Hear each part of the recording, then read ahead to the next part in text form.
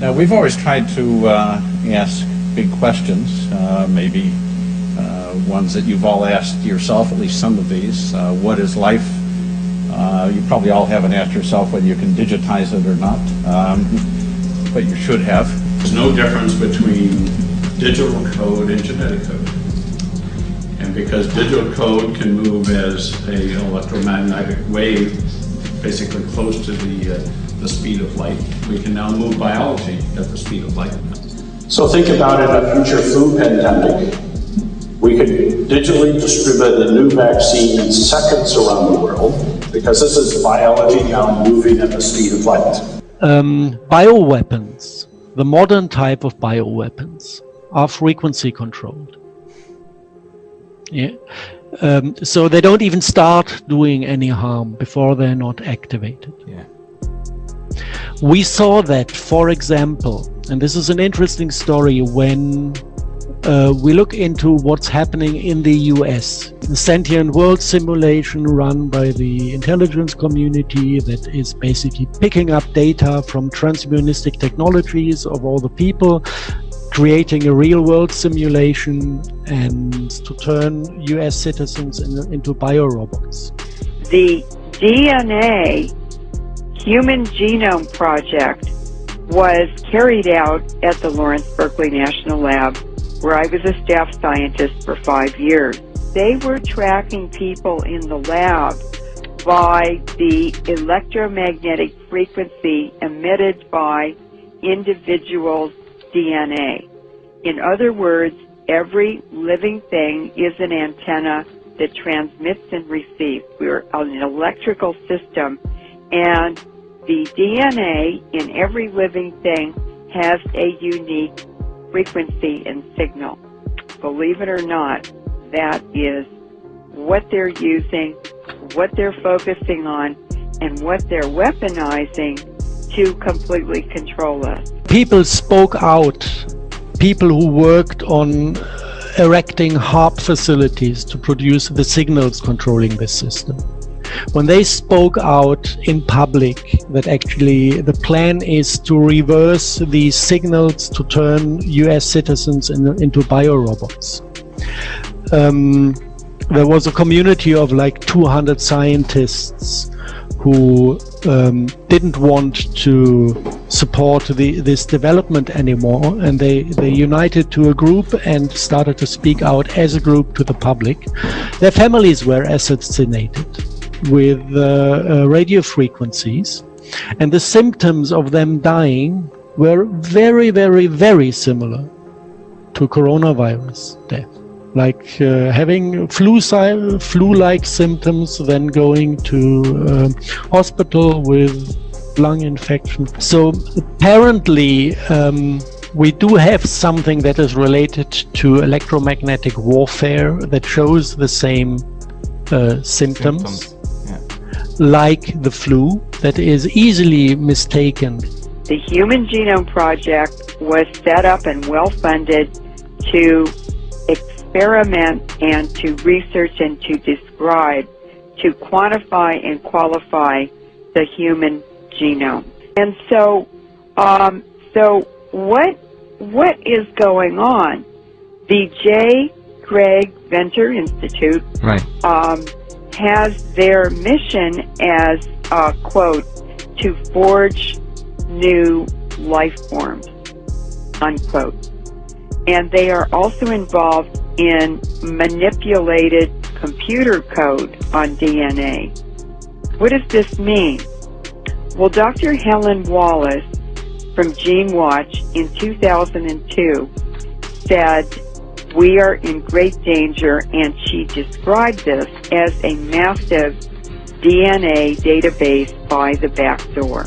Now, how would they use that? The J. Craig Venter Institute is a CIA and military operation. Well, no surprise there, of course. And anyone in science with money and status is supported by these vested interests, or they wouldn't get that money. They're giving the answers that the money interests want. And so what he's developing, or that institute is developing under his guidance, is the very software of life. And what they're doing is using computing, medicine, technology, and the police state to converge into basically what is creating a totalitarian scientific oligarchy. We now know, just to review, 100% certain this is a man-made virus, man-made origin. This was created in a laboratory because we have the evidence of the tools of insertion used via genetic engineering to put certain proteins into this coronavirus for some purpose that was deliberate and intelligent and driven by human scientists. There is a unique protein to carry out that task. It's programmed when to go on, when to go off. And it does this based on its structure. It doesn't have consciousness. It doesn't have a control from a mind or a higher center. Everything a protein does is built into its linear code derived from the DNA code. The DNA in a nucleus is connected electromagnetically with microtubules in the axon. And you can see on the photograph, it's known that microtubules surround the nucleus, and there is an interface, electromagnetic, not mechanical, not chemical, but electromagnetic interface between microtubules and DNA. There's no brain controlling what happens with DNA reading and protein synthesis in your cells. The combination of 100 trillion cells gives different people different abilities to make wonderful music, to make science advances, to think, but every one of those cells operates in the same fashion. And that means we will be able to decode how the brain functions by understanding these same mechanisms. DNA resonance code and the brain code speak the same language. If you decipher DNA code, you will decipher the brain code. While all other research is prohibited, restricted, unfunded, the brain-computer interface is really well funded these days. Defense agencies all have open programs to develop brain-computer interface. It opens the doors for the mind control. And also it opens the door for technology-assisted telepathy. Let's define the telepathy. Telepathy in Wikipedia is defined as communication from mind to mind without the use of physical senses. So we can use computer to link it to the, or technology to link it to the one mind and then to another mind and make an interface. The ultimate interface between computers and biology. The digital code and the genetic code have a lot in common, something Schrödinger pointed out in 1943, saying it could be something as simple as the Morse code. And digital code, as you know, is a binary code, ones and zeros, and your genetic code is literally a 4-base code with A, C, G's, and T's. And we can now readily convert in between the two. And we can define life at its most basic level. So things that were a mystery 50, 60, 70 years ago, we understand completely. The new model regards DNA as a stable waveform of information that is not primarily acting through the molecular chemistry and composition, but through the oscillations and coherent acoustic and electromagnetic fields that the atoms and molecules create. An implication is that ultimately DNA could be transferred or transported, let us say teleported, immaterially and non-locally as a light or laser modulation. Once they have your DNA, they take the DNA and they put your DNA code in a supercomputer. And in that supercomputer, they run algorithms that biocode electromagnetic transmissions so they bioresonate with your body. Once they've done that, they can transmit that from satellites or cell towers or aircraft or any number of ways. And that signal will only affect you. And what happens is once the resonant frequency is found in the targeted individual and the broadcast frequency matches up with that resonant frequency, those two frequencies interlock and they can be thought of as one frequency or one energy. And what happens is between the broadcast frequency and the individual that's receiving the broadcast frequency, once it's resonating, once they are resonating together, a super highway of frequency along which information can be sent is created. And so you can think of it just like fiber optic cables that you use to send signals over the internet that connect people to the internet. It's the exact same thing, only a wireless application of that. And so once you have connected the targeted individual with the frequency and they resonate together, then you have a perfect avenue upon which to send and receive information back and forth. And that's exactly how they manipulate someone's thoughts. They send voices into someone's head. They manipulate their emotions. They manipulate their behavior. And then that's also how they receive back from the individual in real time the vital signs, the emotions, the thoughts, what the person's seeing, what the person's hearing. And then all that information, of course, is rendered on a computer elsewhere via software, and it can be monitored and tracked in real time. They're also talking about the Venter Institute. They're talking about a synthetic genome, or the ability to replicate entire organisms' hereditary history.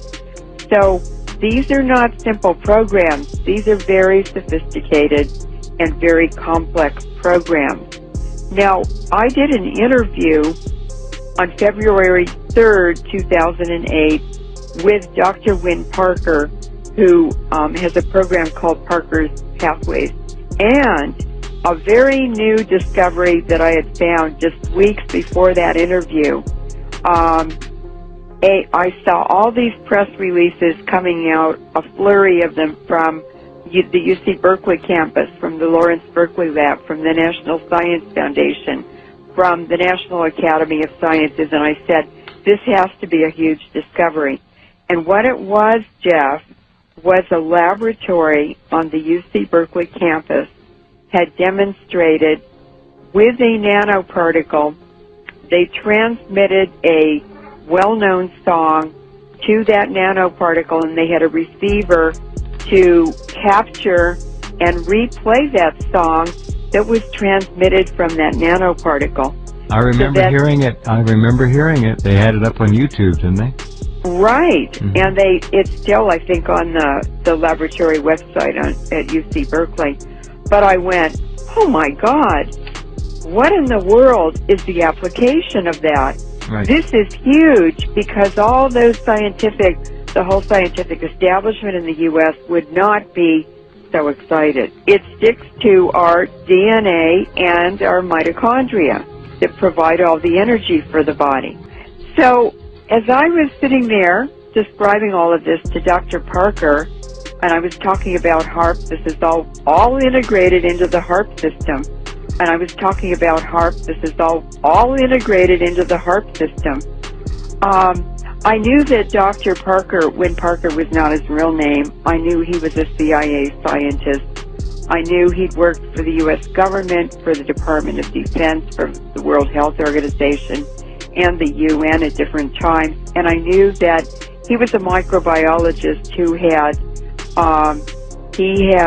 read proposals, grant proposals, research papers. He knew the whole field because he had to advise the government. And so I just sort of said, Dr. Parker, what is the application of this discovery that nanoparticles are transmitters? And he caught his breath and he said, well, it's to redesign the human genome. That's all, huh? That's all. They're going to create a new species, is what they're talking about here. Learning to control, manipulate, and otherwise influence your DNA. It's all about control. Total, absolute, cradle-to-grave control. That is total slavery. That is reducing humanity to being robots. That is eliminating spirituality.